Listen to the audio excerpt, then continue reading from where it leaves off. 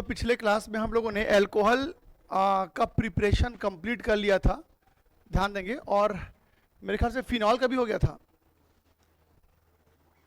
Alcohol का preparation हुआ है, ठीक है। तो अभी तक हम लोगों ने अल्कोहल का प्रिपरेशन कंप्लीट किया और लास्ट जो प्रिपरेशन था मेरे ख्याल से ग्रिग्नार्ड रिएजेंट वाला था।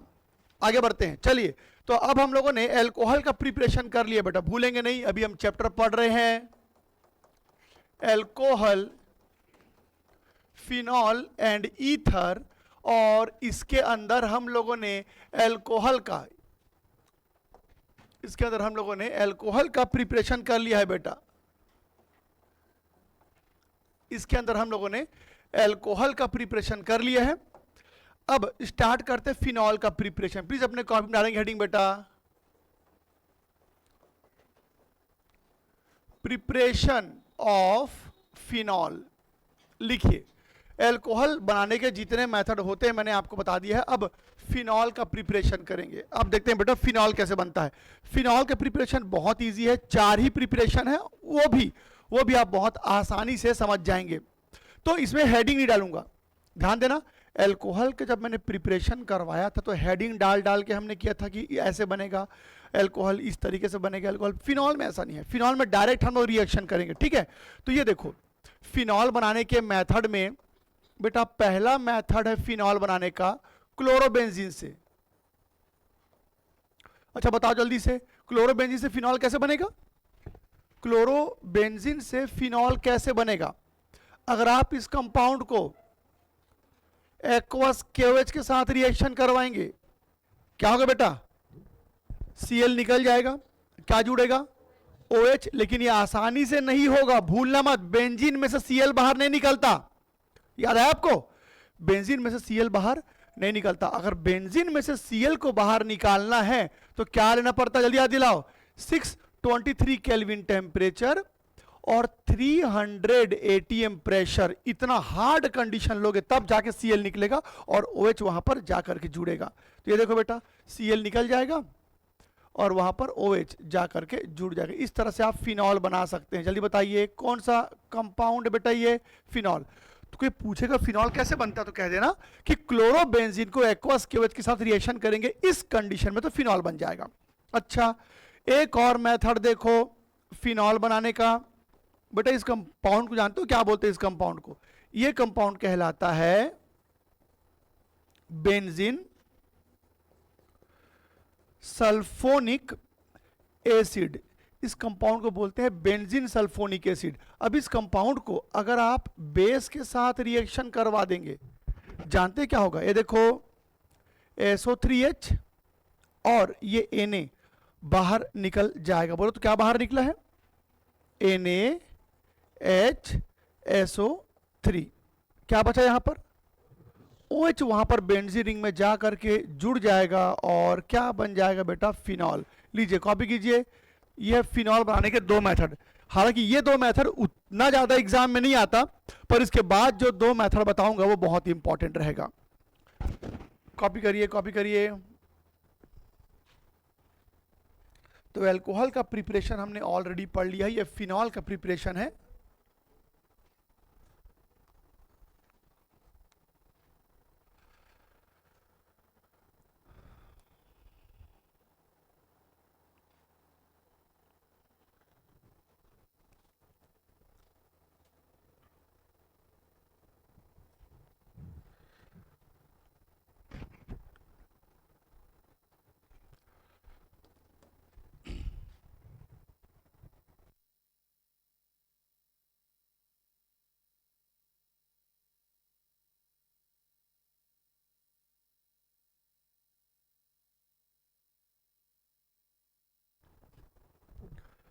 लिख ले बेटा।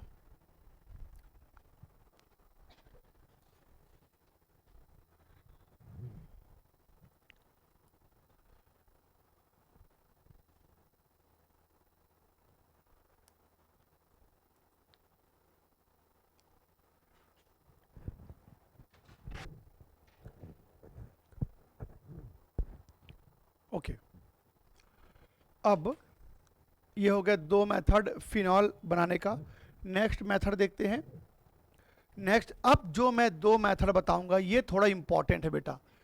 ये देखो, इस कंपाउंड को आप पहचानते हैं? जल्दी बताइए, इस कंपाउंड को क्या बोलते हैं हम लोग?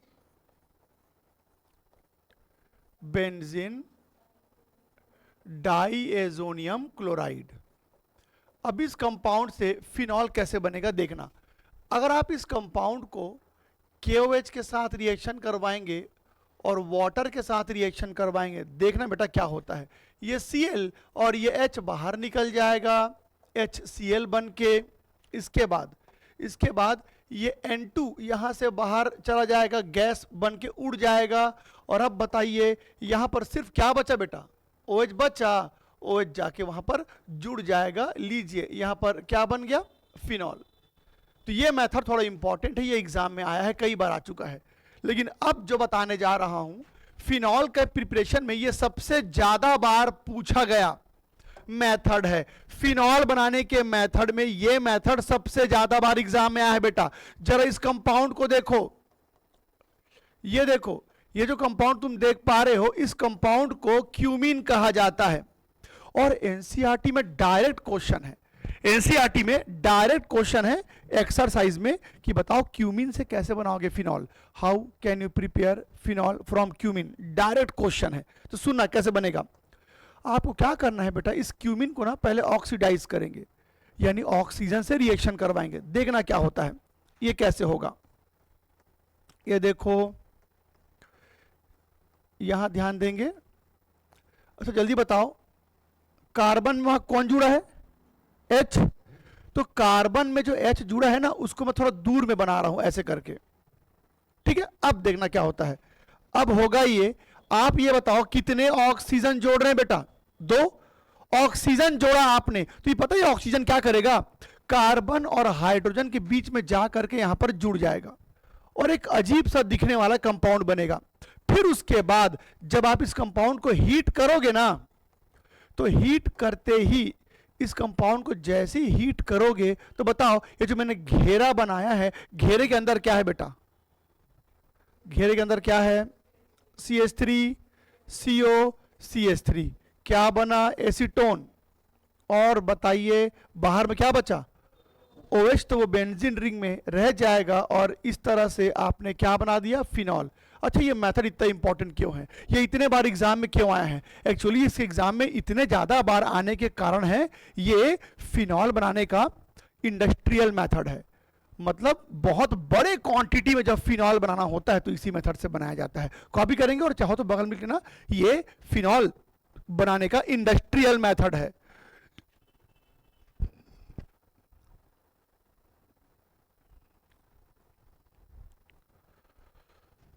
क्यूमीन से यहां पर फिनॉल बनेगा।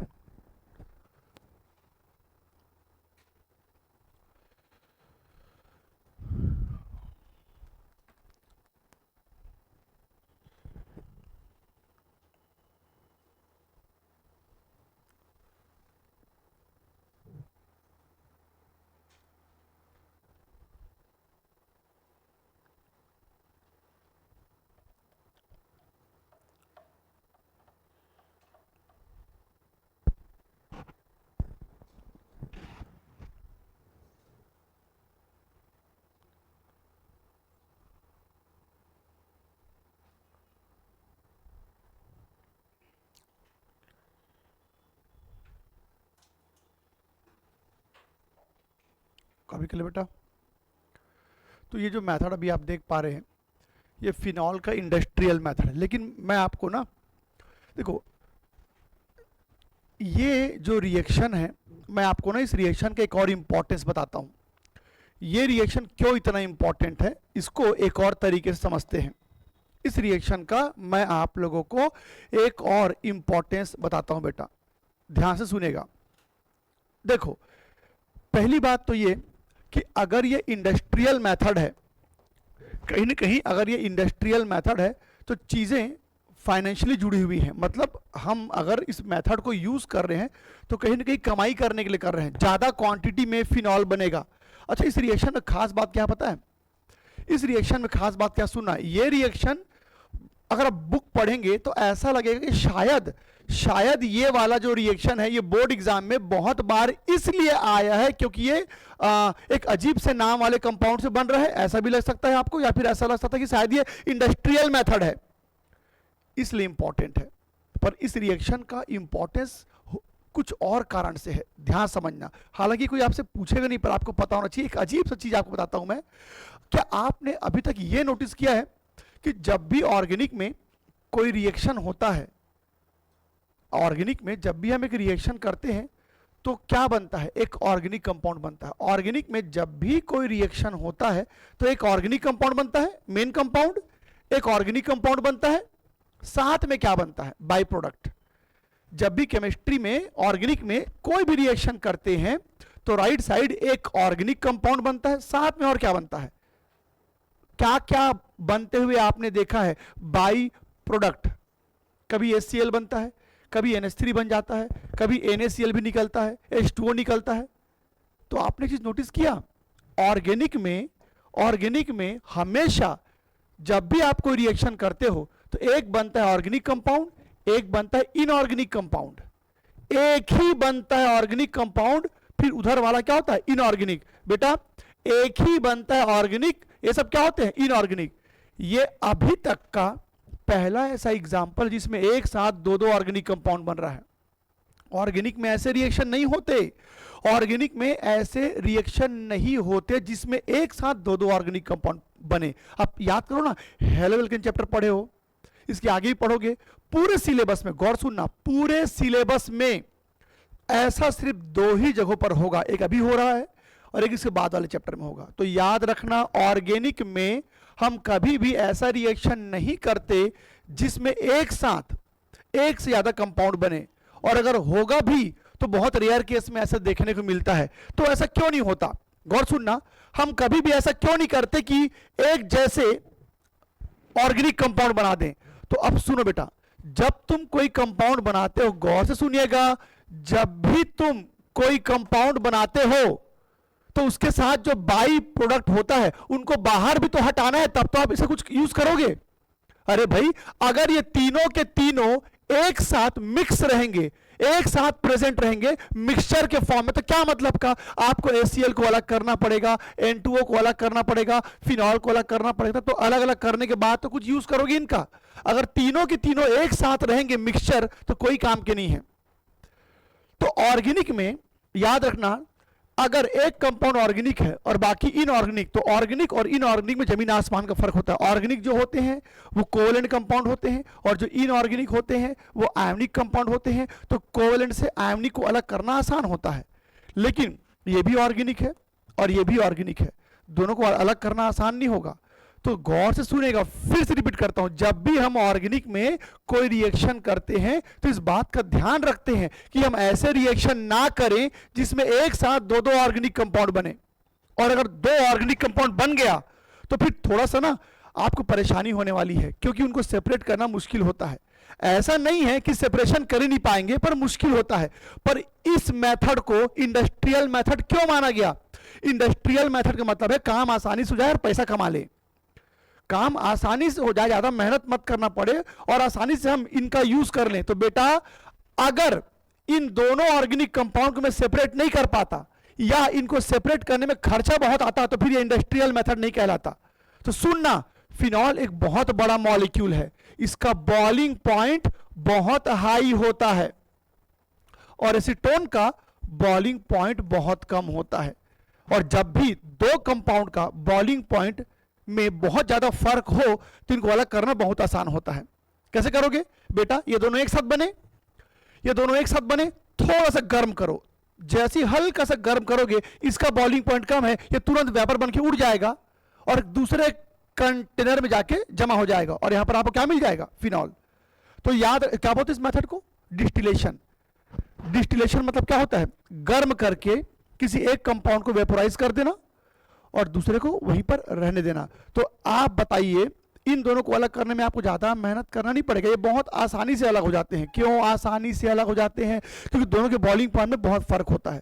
तो आप थोड़ा दिमाग लगाओ, अगर कोई रिएक्शन इंडस्ट्रियल प्रोसेस है तो इंडस्ट्रियल प्रोसेस में अक्सर हम आसानी से हो जाए ऐसा काम करते हैं। तो याद रखिए, फिनॉल बनाने के लिए ये भी तो मेथड था, पर ये इंडस्ट्रियल मेथड नहीं है, क्योंकि यहां पर इनको अलग करने में जितना मेहनत लगता है उसके मुकाबले इनको अलग करने में बहुत कम मेहनत लगता है। बस हल्का सा गर्म करो, ये उड़ जाएगा वेपर बन के। क्यों उड़ जाएगा बेटा? बॉइलिंग पॉइंट के, और आपको क्या मिल जाएगा? फिनॉल। तो इसीलिए इसके कंपैरिजन में इसको क्यों माना गया इंडस्ट्रियल मेथड? क्योंकि इस मेथड से फिनॉल बनाना ज्यादा आसान है, क्योंकि इसका जो बाई प्रोडक्ट बना है इसको सेपरेट करना आसान होगा बाई डिस्टिलेशन। तो इसलिए ये इंडस्ट्रियल मेथड बन जाता है। चलो ठीक है, तो अब हम लोगों ने फिनॉल बनाने का सारा मेथड देख लिया। अब चलिए अपने कॉपी में डालेंगे हेडिंग बेटा, लिखिए प्रॉपर्टीज। हमने प्रिपरेशन कर लिया, हमने अल्कोहल बनाना सीख लिया, हमने फिनॉल बनाना सीख लिया। अब प्रॉपर्टीज करेंगे, अब प्रॉपर्टीज करेंगे। तो अब हमेशा की तरह प्रॉपर्टी में पहले क्या पढ़ते हैं बेटा? Physical properties. और याद दिलाओ, फिजिकल प्रॉपर्टी में पहला प्रॉपर्टी क्या होता है? क्या होता है भाई? सॉल्युबिलिटी। सॉल्युबिलिटी याद रखना, सिर्फ हेलोएल्केन और हेलोवेरिन। फर्स्ट चैप्टर की बात करो, 4 चैप्टर तुम्हारे पास। फर्स्ट चैप्टर में क्या था? हेलोएल्केन, हेलोवेरिन। पूरे ऑर्गेनिक में सिर्फ हेलोएल्केन और हेलोवेरिन पानी में डिसॉल्व नहीं होते, बाकी सब पानी में घुलते हैं। Alcohol, amine, carboxylic acid, amide, Easter, anhydride सब पानी में घुलेंगे। बस कौन नहीं घुलता था?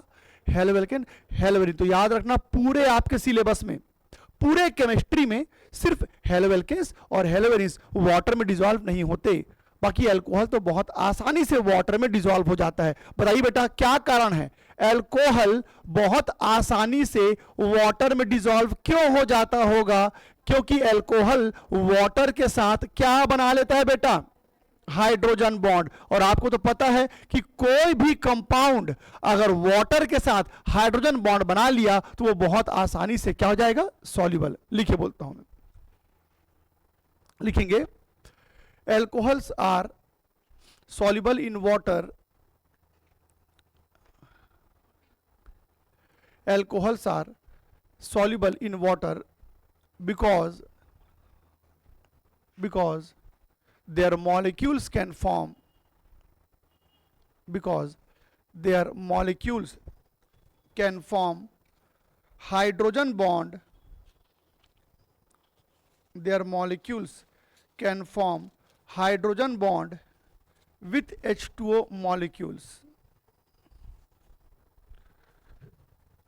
with H2O molecules. इसको बना लेंगे। अल्कोहल बहुत आसानी से वाटर में सॉल्युबल हो जाता है क्योंकि वो हाइड्रोजन बॉन्ड बना लेता है। ठीक है, लेकिन अब मैं आप लोगों को सॉल्युबिलिटी का एक बहुत इंपॉर्टेंट चीज बताता हूं कि अल्कोहल पानी में तो घुल जाते हैं, पर इसका यह मतलब नहीं है कि सारे अल्कोहल पानी में घुल जाएंगे। कार्बोक्सिलिक एसिड पानी में घुलता है पर सारे कार्बोक्सिलिक एसिड नहीं घुलते। अमाइन पानी में घुलता है पर सारे अमाइन पानी में नहीं घुलते। तो इसका क्या मतलब निकला कि अल्कोहल पानी में घुलता है पर सारे नहीं घुलते? अब इसका मीनिंग क्या है, ध्यान समझना बेटा। मैं आप लोगों को ये तो बोल दिया कि अल्कोहल पानी में घुलता है पर सारे अल्कोहल पानी में नहीं घुलेंगे। अब इसका मतलब क्या है जरा समझना। एक बात बताओ, एल्केन ये तो पानी में नहीं घुलता, एल्केन पानी में नहीं घुलता, कारण बताओ? क्योंकि इसके पास कुछ भी ऐसा नहीं है कि ये वाटर के साथ क्या बना सके बेटा? क्या बना सके? Hydrogen bond. हाइड्रोजन बॉन्ड पता ना कब बनता है? कब बनता है हाइड्रोजन बॉन्ड? जब फ्लोरीन H के साथ इंटरेक्शन में आ जाए, या फिर ऑक्सीजन H के साथ इंटरेक्शन में आ जाए, या फिर नाइट्रोजन H के साथ इंटरेक्शन में आ जाए, इसी को बोलते हैं हाइड्रोजन बॉन्ड। उधर तो H है, दिख रहा बेटा? H है और इसके पास तो ऑक्सीजन है ही नहीं, तो इसका जो हाइड्रोजन वो पोलर नहीं है। तो गौर सुनेंगे, गौर सुनेंगे, हाइड्रोजन बॉन्ड केवल फ्लोरीन, ऑक्सीजन और नाइट्रोजन ही बनाते हैं। तो एल्केन पानी में नहीं घुलते, गौर से सुनिएगा। एल्केन, अच्छा अच्छा, एक बात और, एक बात और, वरना फिर तुम कहोगे इसका ओ तो उसके ए से जुड़ सकता था। इस बात का ध्यान रखना, अगर H किसी फ्लोरीन के साथ अट्रैक्शन बना ले, क्या बोलते हैं उसको, हाइड्रोजन बॉन्ड। अगर H ऑक्सीजन के साथ अट्रैक्शन बना ले, क्या कहलाएगा, हाइड्रोजन बॉन्ड। अगर H नाइट्रोजन के साथ अट्रैक्शन बना ले, क्या कहलाएगा, हाइड्रोजन बॉन्ड। पर एक शर्त है यहां पर, शर्त यह है कि ये जो हाइड्रोजन है ना, ये खुद किसी इलेक्ट्रोनेगेटिव एटम से जुड़ा हुआ होना चाहिए, like fluorine, oxygen, nitrogen, fluorine, oxygen, nitrogen. तो याद रखना, अगर किसी कंपाउंड में हाइड्रोजन है और इस तरफ ऑक्सीजन है, तो यह जरूरी नहीं कि वहां पर हाइड्रोजन बॉन्ड बनेगा। जरूरी तो तब है, ध्यान सुना बेटा, यहां पर हाइड्रोजन बॉन्ड तब बनेगा जब ये वाला हाइड्रोजन खुद किसी इलेक्ट्रोनेगेटिव एटम से जुड़ा होगा, तब क्या बनता है यहां पर, हाइड्रोजन बॉन्ड। अब जल्दी बताओ, ये जो H है, क्या वो किसी इलेक्ट्रोनेगेटिव एटम से जुड़ा है, हाँ जी, और वाटर में भी ऑक्सीजन है। तो बेटा जल्दी बताओ, अल्कोहल का हाइड्रोजन हाइड्रोजन बॉन्ड क्यों बना पाया, क्योंकि अल्कोहल का हाइड्रोजन खुद किससे जुड़ा है, इलेक्ट्रोनेगेटिव एटम से। पर यह बताओ, मीथेन में जो हाइड्रोजन है वो क्या किसी इलेक्ट्रोनेगेटिव एटम से जुड़ा है, नहीं। तो बस इतनी सी बात याद रखनी है कि वही हाइड्रोजन हाइड्रोजन बॉन्ड बना पाता है जो खुद किसी इलेक्ट्रोनेगेटिव एटम के साथ जुड़ा हो। क्लियर है बात, ठीक है। तो कुल मिला के कहानी यह है कि अल्कोहल पानी में इसलिए घुल गया क्योंकि वो वाटर के साथ क्या बना लिया बेटा, हाइड्रोजन बॉन्ड। लेकिन मेरा क्वेश्चन फिर वही वापस है, मीथेन पानी में नहीं घुलता, पर अगर मीथेन में एक H को हटा दो, एक H को हटा के OH ले आओ, अब ये पानी में घुलेगा, क्योंकि OH वाटर के साथ क्या बनाता है बेटा, हाइड्रोजन बॉन्ड। तो मीथेन, अच्छा पता है मीथेन पानी में क्यों नहीं घुलता, क्योंकि मीथेन में कार्बन है, कार्बन। अब एक इंपॉर्टेंट बात सुनो बेटा, एक इंपॉर्टेंट बात सुनो, कार्बन और वाटर एक दूसरे को बिल्कुल पसंद नहीं करते। कार्बन और वाटर एक दूसरे को बिल्कुल पसंद नहीं करते। और कोई भी कंपाउंड जो वाटर को पसंद नहीं करता, उसे जानते हो क्या बोलते हैं बेटा, हाइड्रोफोबिक, हाइड्रोफोबिक बोलते हैं। कोई भी चीज जो वाटर को पसंद ना करे उसे हाइड्रोफोबिक बोलते हैं। हाइड्रो मतलब वाटर, फोबिक मतलब फोबिया यानी डरना, वाटर से डरना। तो कार्बन वाले कंपाउंड कभी भी पानी में नहीं घुलते, कार्बन वाटर को पसंद नहीं करता। कार्बन के कंपाउंड क्या होते हैं बेटा, हाइड्रोफोबिक। तो इस कंपाउंड को देखो, इसमें कार्बन है, इसमें कार्बन है, इसलिए पानी में नहीं घुला। पर कार्बन तो यहां पर भी है, पर इसका सहारा कौन बन गया, OH। तो इसमें OH के आ जाने से OH कहता है कि मैं हूं, अब हम पानी में घुल सकते हैं। तो अब बेटा यहां पर ना ये वाटर के साथ रिएक्शन कर जाएगा, वाटर के साथ अब यहां पर इंटरेक्शन हो जाएगा। अब क्या बन गया, हाइड्रोजन बॉन्ड। तो अकेला कार्बन पानी में नहीं घुल पा रहा था, OH जोड़ दिए तो पानी में घुल गया। अच्छा अब एक काम करते हैं, इस बार मैंने 2 कार्बन ले लिया, अब इसके साथ OH रख दिया। अब OH को 2-2 कार्बन को लेके चलना है पानी में घोलने के लिए। तो अब थोड़ा मुश्किल होगा, क्योंकि यहां पर एक ही कार्बन था तो बात बन गई।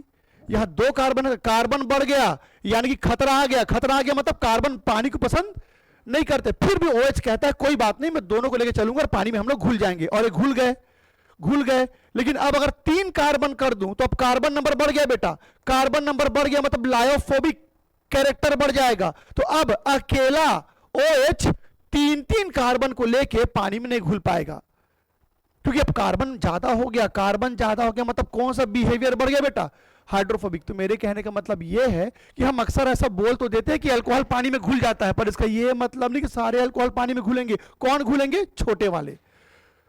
बड़े बड़े जो मॉलिक्यूल होते हैं वाटर में सॉल्युबल नहीं होते। तो एक क्वेश्चन आता है बोर्ड एग्जाम में कि lower alcohols are soluble in water but highers are not. छोटे अल्कोहल पानी में घुलते हैं पर बड़े अल्कोहल पानी में नहीं घुलते। मतलब मिथेनॉल घुलेगा, इथेनॉल घुलेगा, प्रोपेनॉल भी घुलेगा, ब्यूटेनॉल ठीक से नहीं घुलता, पेंटेनॉल घुलता ही नहीं है। पेंटेनॉल, हेक्सेनॉल, हेप्टेनॉल सब तो अल्कोहल है पर सब पानी में नहीं घुलते। कारण बताइए क्यों, कार्बन नंबर बढ़ेगा तो फिर लायोफोबिक या फिर हाइड्रोफोबिक कैरेक्टर बढ़ जाता है, जिससे उसका पानी में डिसॉल्व होने की टेंडेंसी कम हो जाता है। तो आप इसको ऐसे लिख सकते हैं बेटा, वहां पर लिख लो नोट करके, lower alcohols are soluble in water but highers are not. Lower alcohols are soluble in water but highers are not. इसको मैं ग्राफ के हेल्प से समझाऊंगा तो ज्यादा आसान होगा बेटा। 1 carbon, 2 carbon, 3 carbon, 4 carbon, 5 carbon. इधर देखो बेटा, इस तरफ हम ले लेते हैं सॉल्युबिलिटी और इस तरफ कार्बन नंबर इंक्रीज हो रहा है। कार्बन नंबर इंक्रीज हो रहा है तो सीधा सीधा सॉल्युबिलिटी डिक्रीज हो रहा है, ग्राफ नीचे आ रहा है। Methanol, ethanol, propanol, butanol, pentanol, pentanol लगभग पानी में नहीं घुलता और आगे वाले तो घुलेंगे नहीं। तो बस इतना बता दो कि जैसे जैसे कार्बन नंबर बढ़ता है, जैसे जैसे कार्बन नंबर बढ़ता है, तो आप बोल सकते हैं मॉलिक्यूलर मास क्या हो रहा है बेटा, इंक्रीज। और जब मॉलिक्यूलर मास इंक्रीज होता है, एक मिनट, तो फिर यहां पर अगर मॉलिक्यूलर मास बढ़ेगा तो आप कह सकते हैं क्या, लायोफोबिक कैरेक्टर क्या होता है, इंक्रीज। कॉपी कर लेंगे इसको। तो कार्बन नंबर जब बढ़ने लगता है तो सॉल्युबिलिटी कम होने लगता है।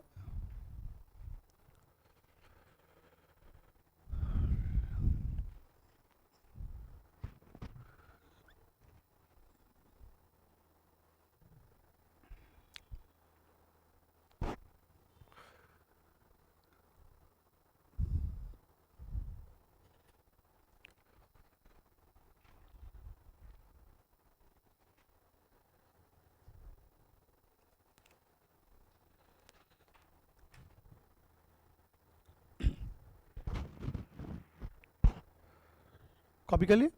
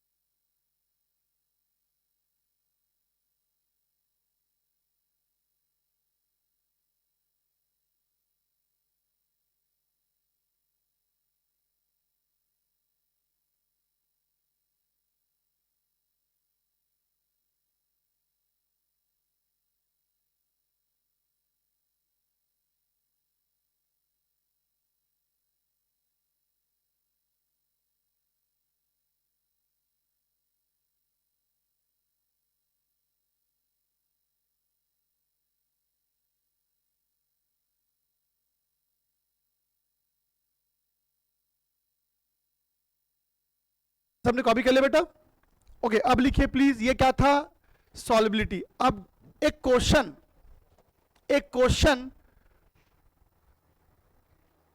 कभी नहीं आया है, एक क्वेश्चन पर मेरे मन में हमेशा आ जाता है, अल्कोहल के कंपैरिजन में फिनॉल का सॉल्युबिलिटी कम क्यों होता है? ये कभी पूछा नहीं है एग्जाम में, बस मैं ऐसे ही तुमसे पूछ रहा हूं। होता है, स्टेटमेंट लिखा है बुक में, क्वेश्चन नहीं आया है, ये बोल रहा हूं मैं। तो अल्कोहल के कंपैरिजन में फिनॉल का सॉल्युबिलिटी कम होता है। अब फिनॉल में कितने कार्बन होते हैं बेटा? पहले से ही फिनॉल में कितने कार्बन आ गए? 6। और अल्कोहल बोलने से हो सकता है वो 1 कार्बन का हो, 2 कार्बन का हो। तो आमतौर पर, अच्छा एक आपने चीज नोटिस किया, हमने एक चैप्टर पढ़ लिया, दूसरा चैप्टर भी चल ही रहा है, आपने इतने सारे रिएक्शन कर लिए, आपने नोटिस किया है जब भी आप कोई रिएक्शन करते हो तो किस कंपाउंड को लेते हो? 2 कार्बन वाला, 3 कार्बन वाला, ज्यादा ज्यादा 4 कार्बन वाला। इतने दिन से ऑर्गेनिक पढ़ रहे हो, 5 कार्बन वाला कंपाउंड यूज नहीं किया अभी तक हम लोग किसी रिएक्शन में। भली प्रैक्टिस करने के लिए मैं यहां पर बड़ा बड़ा कंपाउंड दे देता हूं, पर एनसीईआरटी में तुमको पता है 3 कार्बन 4 कार्बन, इसके ऊपर वाला कोई एग्जाम्पल नहीं आता।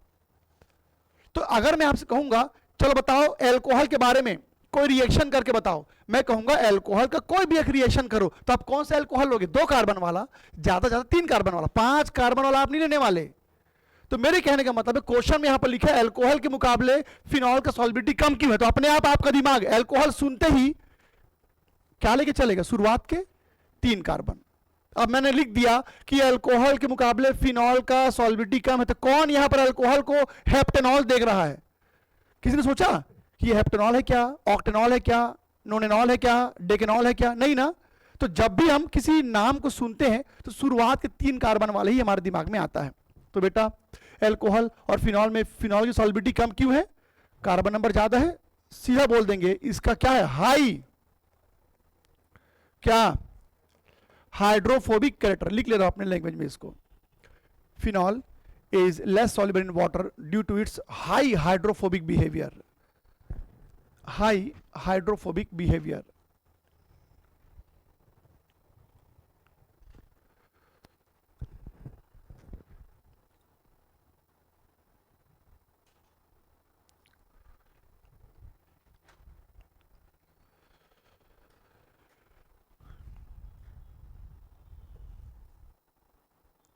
लिख लिया? एक और क्वेश्चन, ये भी कभी नहीं आया है बोर्ड में, पर क्योंकि एनसीईआरटी का हिस्सा है। सुनो बेटा, एक क्वेश्चन है आपके लिए कि मोनोहाइड्रिक एल्कोहल के कंपैरिजन में डाईहाइड्रिक एल्कोहल ज्यादा सॉल्युबल क्यों होते हैं? क्या समझ गए आप लोग? बेटा मोनोहाइड्रिक एल्कोहल किसको बोलते हैं? जिसमें एक OH होता है। डाईहाइड्रिक एल्कोहल किसको बोलते हैं? जिसमें 2 OH होता है। ऑब्वियस सी बात है बेटा, 2 OH होगा तो नंबर ऑफ हाइड्रोजन बॉन्ड ज्यादा बनेगा। तो डाईहाइड्रिक एल्कोहल एक साथ 2 हाइड्रोजन बॉन्ड बना सकता है, यहां से भी बना सकता है और यहां से भी, और यहां पर सिर्फ यहीं से बनेगा। तो dihydric alcohol can form more number of क्या, hydrogen bond as compare to किसके, मोनोहाइड्रिक। लिख लो उसको ऐसे ही, क्योंकि एमसीक्यू में कुछ भी आ सकता है ना। हो सकता है रीजनिंग में ना आए, पर एमसीक्यू में या असर्शन रीजन में कुछ भी पूछ सकता है, इसलिए थोड़ा तैयार रहेंगे।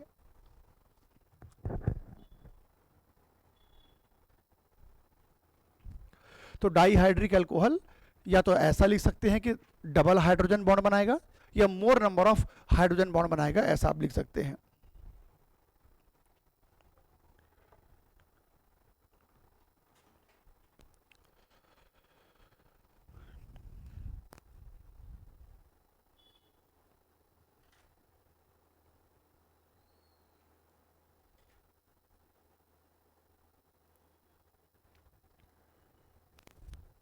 लिख ली बेटा?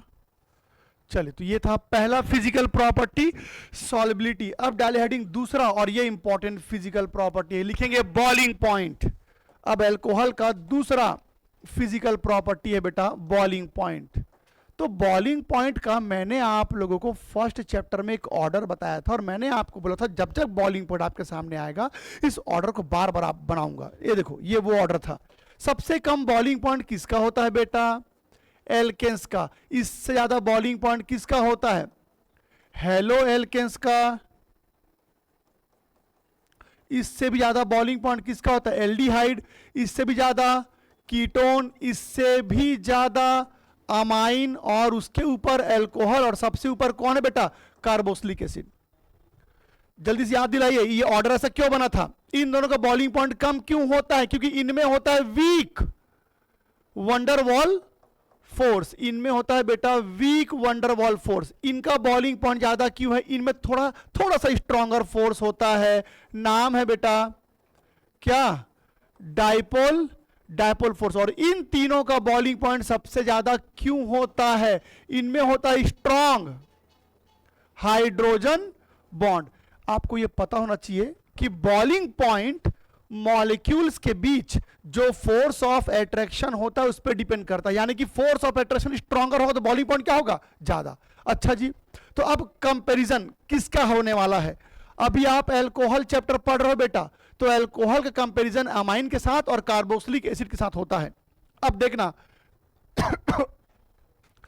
क्या कंपैरिजन यहां पर पूछता है। ये देखो, चलो कंपेयर करते हैं बेटा। ये मैंने बना लिया अमाइन, ध्यान से देखिएगा, ये अमाइन है CH3NH2, CH3NH2। ये देखो बेटा, ये भी अमाइन है। यहां पर अल्कोहल ले लेते हैं, ये देखो ये अल्कोहल है, ये कार्बोक्सिलिक एसिड है। चलो अब समझते हैं इनका बॉइलिंग पॉइंट का ये जो ऑर्डर है वो कैसे डिसाइड हुआ। ये बताओ, यहां पर ये क्या बना है बेटा? Hydrogen bond. ये क्या बना है? Hydrogen bond. और इसमें ऊपर और नीचे दोनों तरफ हाइड्रोजन बॉन्ड बना है। पहले बात करते हैं इन दोनों कंपाउंड की, कि यहां पर भी हाइड्रोजन बॉन्ड बना है और इसमें भी हाइड्रोजन बॉन्ड बना है, लेकिन अल्कोहल का बॉइलिंग पॉइंट ज्यादा क्यों है एमाइन से? दोनों में हाइड्रोजन बॉन्ड है, पर बेटा यहां पर हाइड्रोजन बॉन्ड बनाया किसने है? ऑक्सीजन ने। और यहां पर किसने बनाया है? नाइट्रोजन ने। तो अब सुनो कहानी क्या है। हाइड्रोजन बॉन्ड ये भी है, हाइड्रोजन बॉन्ड ये भी है, पर वहां पर हाइड्रोजन बॉन्ड ऑक्सीजन ने बनाया है। और ऑक्सीजन और नाइट्रोजन में क्या फर्क है नेचर में? ऑक्सीजन नाइट्रोजन से ज्यादा क्या होता है? इलेक्ट्रोनेगेटिव। ऑक्सीजन ज्यादा इलेक्ट्रोनेगेटिव होता है। तो इसका मतलब क्या समझे? ऑक्सीजन द्वारा बनाया गया हाइड्रोजन बॉन्ड ज्यादा स्ट्रॉन्गर होगा। तो बेटा यहां पर oxygen is more electronegative than nitrogen. तो इसका मतलब क्या समझे? Oxygen form stronger hydrogen bond, stronger hydrogen bond than nitrogen. तो जल्दी बताइए, अगर इन दोनों में क्वेश्चन आया कि अमाइन के मुकाबले अल्कोहल का बॉइलिंग पॉइंट ज्यादा क्यों होता है, तो बोल देना अल्कोहल में ऑक्सीजन होता है और ऑक्सीजन ज्यादा इलेक्ट्रोनेगेटिव होता है नाइट्रोजन से, इसीलिए अल्कोहल का हाइड्रोजन बॉन्ड अमाइन के हाइड्रोजन बॉन्ड से क्या होगा? ज्यादा स्ट्रॉन्गर। अच्छा अब इसमें बताओ, अब अल्कोहल से कार्बोक्सिलिक एसिड का बॉइलिंग पॉइंट ज्यादा क्यों होगा? डायरेक्ट दिख रहा है, एक साथ क्या बना इसमें? Double hydrogen bond. तो ये ज्यादा क्यों है? पूरे ऑर्गेनिक कंपाउंड में सबसे ऊपर कार्बोक्सिलिक एसिड क्यों होता है? तो आंसर है ड्यू टू क्या बेटा? Double hydrogen bond. Please copy कीजिए इसको।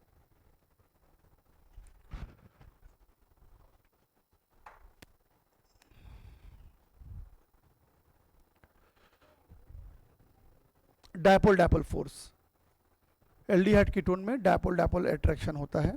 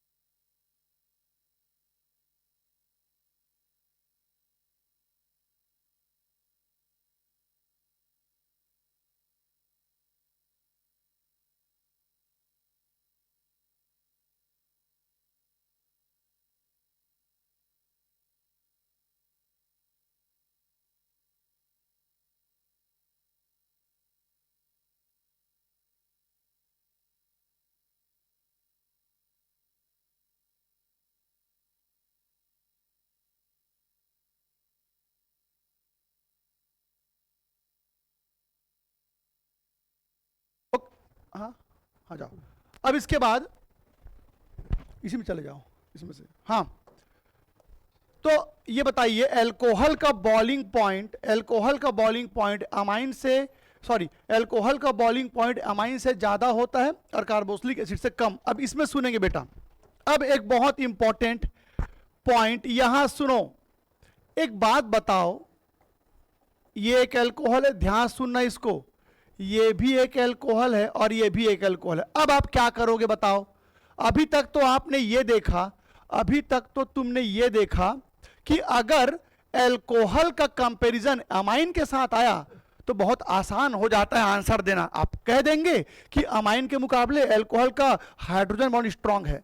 जब अल्कोहल का कंपैरिजन कार्बोक्सिलिक एसिड के साथ आया तब भी बहुत आसान था, आपने कह दिया कार्बोक्सिलिक एसिड में क्या है, डबल हाइड्रोजन बॉन्ड। अच्छा, अल्कोहल का कंपैरिजन एल्केन से भी आता है बेटा, एग्जाम में आता है कि अल्कोहल का बॉइलिंग पॉइंट ज्यादा क्यों होता है और एल्केन का कम क्यों होता है। यह भी बहुत आसान है, कह देना एल्केन में क्या होता है, वीक वंडरवॉल फोर्स, और अल्कोहल में स्ट्रॉन्ग हाइड्रोजन बॉन्ड। लेकिन अब क्या करोगे, क्योंकि तीनों के तीनों अल्कोहल हैं अब तो, अब यहां पर क्या लॉजिक लगेगा, जब सारे अल्कोहल, अब इसमें भी हाइड्रोजन बॉन्ड होगा, इसमें भी हाइड्रोजन बॉन्ड होगा, इसमें भी। तो अब एक बहुत इंपॉर्टेंट बात सुनो बेटा, ये कौन सा फोर्स है, वंडरवॉल फोर्स।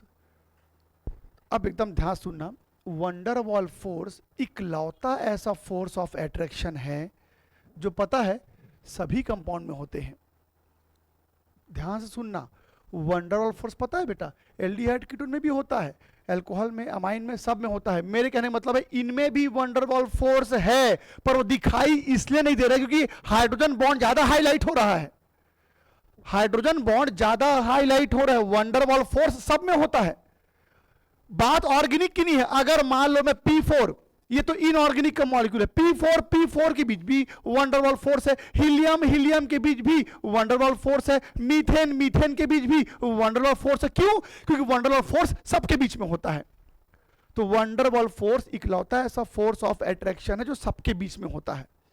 तो अब मुझे एक बात बताओ, अगर आप लोगों ने हेलो एल्केन चैप्टर पढ़ा होगा तो आपको याद होगा कि वंडरवॉल फोर्स होता तो वीक है पर उसके ताकत को बढ़ा सकते हैं, क्या बढ़ा के, मॉलिक्यूलर मास। आपको याद है वंडरवॉल फोर्स होता तो वीक है पर बड़े बड़े मॉलिक्यूल में वंडरवॉल फोर्स स्ट्रॉन्गर हो जाता है, यानी कि मॉलिक्यूलर मास बढ़ाने से वंडरवॉल फोर्स बढ़ जाता है। तो अब मुझे बताओ, OH तो सब में कॉमन है, सब में क्या बनेगा, हाइड्रोजन बॉन्ड, सब में हाइड्रोजन बॉन्ड बनेगा, पर सबका बॉइलिंग पॉइंट सेम तो नहीं होगा ना। तो बॉइलिंग पॉइंट इस तरफ बढ़ रहा है, बताओ क्या कारण हो सकता है। इस तरफ सीधा सीधा दिख रहा है बेटा हमको, क्या, मॉलिक्यूलर मास क्या हो रहा है, इंक्रीज, और मॉलिक्यूलर मास इंक्रीज होता है तो फिर कोई फर्क नहीं पड़ता कंपाउंड कौन सा, सीधा बोल देना वंडरवॉल फोर्स भी क्या हो रहा है, इंक्रीज, और इसीलिए बॉइलिंग पॉइंट भी क्या होगा, इंक्रीज। प्लीज कॉपी करेंगे। तो अगर अल्कोहल से ही कंपैरिजन में आ जाए तो फिर वंडरवॉल फोर्स वाला लॉजिक लगाएंगे, हाइड्रोजन बॉन्ड वीक हो जाएगा। पर बेंजीन का बॉइलिंग पॉइंट जानते हो कितना होता है, एग्जैक्टली तो याद नहीं है पर ऐसा समझ सकती हूँ कि भयानक होता है। उसमें तो नहीं होता हाइड्रोजन, हाँ हाइड्रोजन बॉन्ड।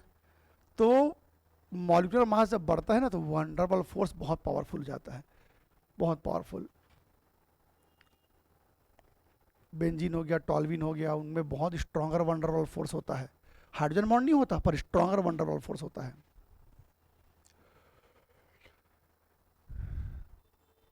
और बात यहां पर हाइड्रोजन बॉन्ड वीक नहीं होगा, वो वीक क्यों, क्योंकि ये OH तो OH के साथ ही इंटरेक्शन बनाएगा ना, कार्बन से क्या लेने देना। तो यहां पर वीक नहीं होता, वो वहां पर भी वीक नहीं हुआ था सॉल्युबिलिटी में, वो कम पड़ जा रहा था कार्बन के सामने। सबने कॉपी कर लिया। अब ये एक इंपॉर्टेंट क्वेश्चन है बेटा, ये बोर्ड एग्जाम में कई बार आ चुका है, ये जो अब बताने जा रहा हूं ये बोर्ड एग्जाम में कई बार पूछा गया है, थोड़ा ध्यान समझना। ऑर्थो नाइट्रोफिनॉल के कंपैरिजन में पैरा नाइट्रोफिनॉल का बॉइलिंग पॉइंट ज्यादा क्यों होता है, ये बहुत फेमस क्वेश्चन है। ऑर्थो नाइट्रोफिनॉल के मुकाबले पैरा नाइट्रोफिनॉल का बॉइलिंग पॉइंट ज्यादा क्यों होता है, ध्यान से समझिएगा। एकदम ध्यान सुनना। इसको बताने से पहले मैं एक सिंपल सा लॉजिक बताता हूं आप लोग को। मान लो बेटा 2 कंटेनर है, सुना ध्यान से, ठीक है, या फिर 3 कंटेनर ले लेते हैं। अब देखना क्या होता है, तीनों कंटेनर के अंदर मैं कोई भी कंपाउंड ले लूंगा। देखना प्लीज ध्यान से, मैं बॉइलिंग पॉइंट कैसे काम करता है वो बता रहा हूं। ये देखो यहां पर ना कुछ मॉलिक्यूल्स ले लिया मैंने, ये देखो यहां भी मैंने कुछ मॉलिक्यूल्स ले लिया और यहां पर भी मैंने कुछ मॉलिक्यूल्स ले लिया। अब हम क्या करेंगे, इन तीनों कंटेनर को गर्म करेंगे। गर्म करेंगे तो देखते हैं कौन पहले बॉईल होगा। तो ये जो पहला वाला केस था, इसमें क्या हुआ, मॉलिक्यूल्स के बीच में बेटा, इन मॉलिक्यूल्स के बीच में आपस में बहुत स्ट्रांग बॉन्ड है। ये देखो इनके बीच में एकदम स्ट्रांग बॉन्ड बना है, और यहां पर मॉलिक्यूल्स के बीच में वीक बॉन्ड बना है। ये देखो, और यहां पर इन मॉलिक्यूल के बीच में बॉन्ड ही नहीं है। अब बताओ, इसको गर्म करूंगा तो मॉलिक्यूल्स के बीच में जो फोर्स ऑफ अट्रैक्शन बहुत स्ट्रांग है, तो गर्म करने के बाद भी इनके बीच का अट्रैक्शन टूटेगा नहीं। तो जब मॉलिक्यूल के बीच का अट्रैक्शन नहीं टूटेगा तो हम कहते हैं जल्दी बॉयल नहीं हो रहा है वो। इसको जैसे ही गर्म करोगे तो बेटा यह मॉलिक्यूल्स के बीच में वीक अट्रैक्शन है। वीक अट्रैक्शन तो क्या होगा, ये अट्रैक्शन टूट जाएगा। टूट जाएगा तो फिर ये मॉलिक्यूल ऊपर भागेंगे वेपर बन के, और हम कहेंगे ये उबलने लगा, बॉयल होने लगा। पर ये बॉयल क्यों नहीं हो रहा है, ये ऊपर क्यों नहीं भाग रहा है, क्योंकि मॉलिक्यूल्स के बीच में क्या है बेटा, स्ट्रांग। अच्छा, और इसको तो गर्म भी नहीं करना पड़ेगा तो ऐसे उड़ के भाग जाएंगे। इनको तो गर्म भी नहीं करना पड़ेगा तो ऐसे ही उड़ जाएंगे, क्योंकि यहां पर मॉलिक्यूल्स के बीच में कोई अट्रैक्शन नहीं है। तो इन सब में सबसे स्ट्रॉन्गर या सबसे ज्यादा बॉइलिंग पॉइंट किसका है, इसका। तो कहानी का मतलब यह है कि जब भी मॉलिक्यूल्स के बीच में स्ट्रॉन्ग अट्रैक्शन होता है तो बॉइलिंग पॉइंट ज्यादा होता है। अगर मॉलिक्यूल्स के बीच में वीक अट्रैक्शन होगा तो बॉइलिंग पॉइंट कम होगा, और अट्रैक्शन ही नहीं होगा तो बॉइलिंग पॉइंट बहुत कम होगा। अब ये मैंने क्यों बताया, अब जरा ये इस एग्जांपल पे वापस चलते हैं, ऑर्थोनाइट्रोफिनॉल और पैरानाइट्रोफिनॉल के ऊपर। ये देखो ऑर्थोनाइट्रोफिनॉल इसको बोलते हैं बेटा। ऑर्थोनाइट्रोफिनॉल दिखने में ऐसा होता है, ये देखिए ये है फिनॉल, और ऑर्थो पोजीशन पे नाइट्रो रख दो। नाइट्रो क्या होता है बेटा, NO2, ये NO2 है, इसको बोलते हैं ऑर्थोनाइट्रोफिनॉल। चलो एक और ऑर्थोनाइट्रोफिनॉल बना लेते हैं। ये देखो बेटा ये एक और ऑर्थोनाइट्रोफिनॉल है। कल एक बच्चा पूछ रहा था ऐसा एरो क्यों बनाए हो, एरो क्यों बनाए हैं।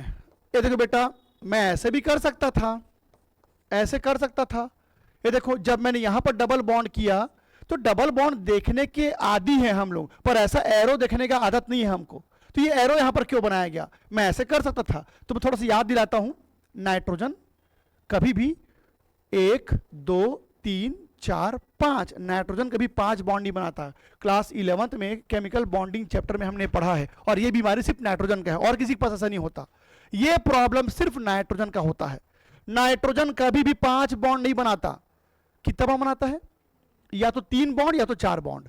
नाइट्रोजन या तो 3 बॉन्ड बनाता है या तो 4 बॉन्ड, 5 बॉन्ड नहीं बना सकता। तो मैं ऐसे कर सकता था, पर ऐसे क्यों नहीं किया, क्योंकि 5 बॉन्ड नहीं कर सकते। तो अब काउंट करो कितना बॉन्ड है, 1 बॉन्ड 2 बॉन्ड 3 बॉन्ड, और एरो को 1 बॉन्ड मानते हैं। कितना बॉन्ड हो गया बेटा, 4। तो इसलिए मैंने यहां पर एरो बनाया है। तो एरो को लेकर परेशान मत होना। वैसे इस एरो को बोलते क्या है, कोऑर्डिनेट बॉन्ड। एरो को क्या बोलते हैं, कोऑर्डिनेट। तो हमेशा याद रखना नाइट्रो में कोऑर्डिनेट बॉन्ड होता है, नाइट्रो में बस, और किसी में नहीं, और किसी में नहीं, सिर्फ नाइट्रो में कोऑर्डिनेट बॉन्ड होता है।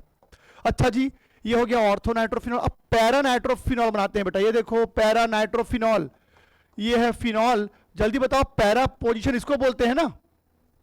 तो यहां पर चलो नाइट्रो को ले लेते हैं, ये देखो ऐसा।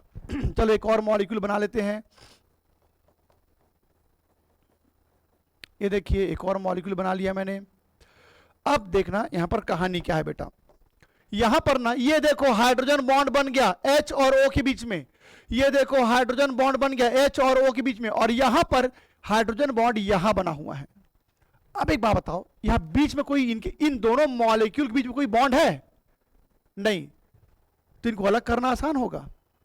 पर इन दोनों के बीच में एक बॉन्ड है, तो इनको अलग करना आसान नहीं होगा। तो क्या समझे, इस कंपाउंड को अगर हीट करोगे तो मॉलिक्यूल्स के बीच में तो कोई बॉन्ड ही नहीं है बेटा, तो ऐसे ही आराम से उड़ जाएंगे। यानी क्या समझे, इनका बॉइलिंग पॉइंट क्या होगा, कम। पर इसको, इस कंपाउंड को गर्म करोगे तो ये उड़ेंगे नहीं। क्यों नहीं उड़ेंगे? क्योंकि वो आपस में जुड़े हुए हैं। देखो ये आपस में जुड़े हुए हैं, तो इनको अलग नहीं कर पाओगे, अलग नहीं कर पाओगे मतलब बॉयल नहीं कर पाओगे, बॉयल नहीं कर पाओगे मतलब इनका बॉइलिंग पॉइंट क्या है, हाई। अब इसको एग्जाम में कैसे लिखते हैं सुनो। अब इसको एग्जाम में कैसे लिखोगे ये बताता हूं। इसको एग्जाम में कैसे लिखोगे उसको सुनो। ये भी, ये बताओ, ये भी हाइड्रोजन बॉन्ड है, सुना बेटा, ये भी हाइड्रोजन बॉन्ड है और ये भी हाइड्रोजन बॉन्ड, पर दोनों में फर्क क्या है? ये वाला जो हाइड्रोजन बॉन्ड बना है वो एक ही मॉलिक्यूल के अंदर बना है, दो मॉलिक्यूल के बीच में नहीं बना है। और ये वाला हाइड्रोजन दो मॉलिक्यूल के बीच में बना है। तो कोई भी ऐसा हाइड्रोजन बॉन्ड जो एक ही मॉलिक्यूल के अंदर बने, इसको बोलते हैं बेटा इंट्रा मॉलिक्यूलर हाइड्रोजन बॉन्ड। और जब हाइड्रोजन बॉन्ड दो मॉलिक्यूल के बीच बने, क्या कहलाएगा ये? Inter molecular hydrogen bond. तो अगर एग्जाम में क्वेश्चन आया कि ऑर्थोनाइट्रोफिनॉल के मुकाबले पैरानाइट्रोफिनॉल का बॉइलिंग पॉइंट ज्यादा क्यों होता है, तो बस इतना लिख देना, क्योंकि ऑर्थोनाइट्रोफिनॉल में इंट्रा मॉलिक्यूलर हाइड्रोजन बॉन्ड होता है और इसमें इंटर, और उसके बाद इसको बना देंगे। प्लीज कॉपी कीजिए इसको। तो ये क्वेश्चन थोड़ा इंपॉर्टेंट है, ये क्वेश्चन बोर्ड एग्जाम के लिए इंपॉर्टेंट है।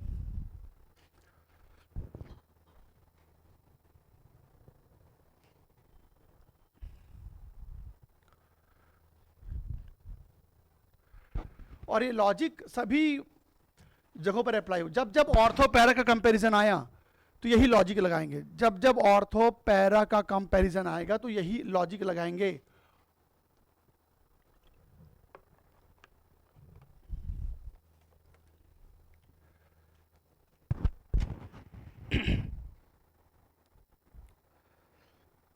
कोई दूसरा कंपाउंड भी आ जाएगा ना, तब भी यही लॉजिक लगाएंगे।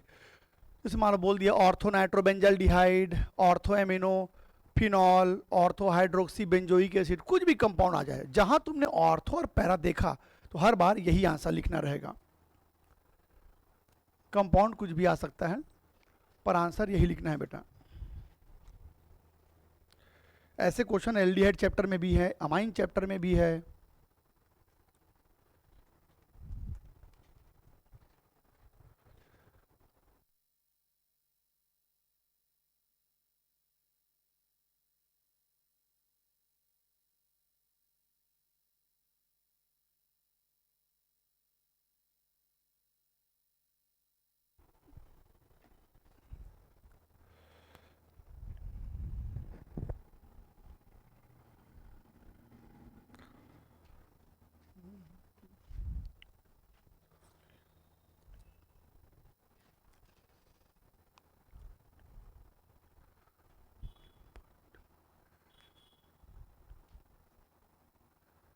कॉपी कर ले बेटा। ग्लाइकोल जानते हैं? ग्लाइकोल क्या होता है, क्या है फॉर्मूला बताओ संजीवर वालों।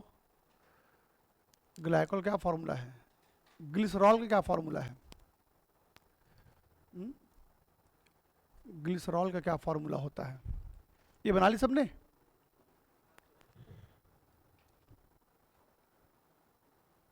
ठीक।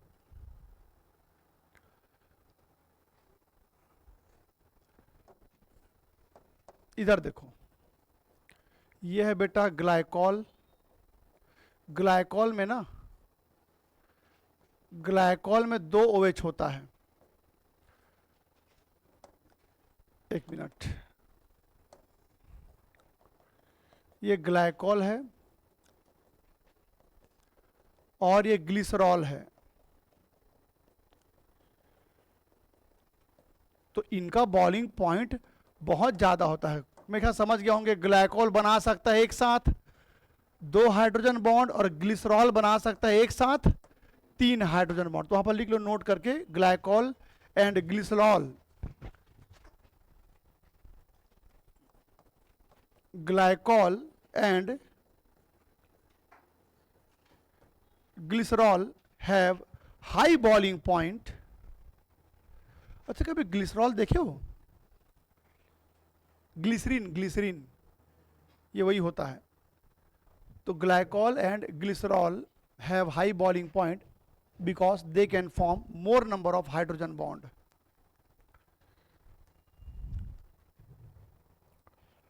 मोर नंबर ऑफ हाइड्रोजन बॉन्ड। उसके बाद ये स्ट्रक्चर बना लेंगे बेटा इन दोनों का।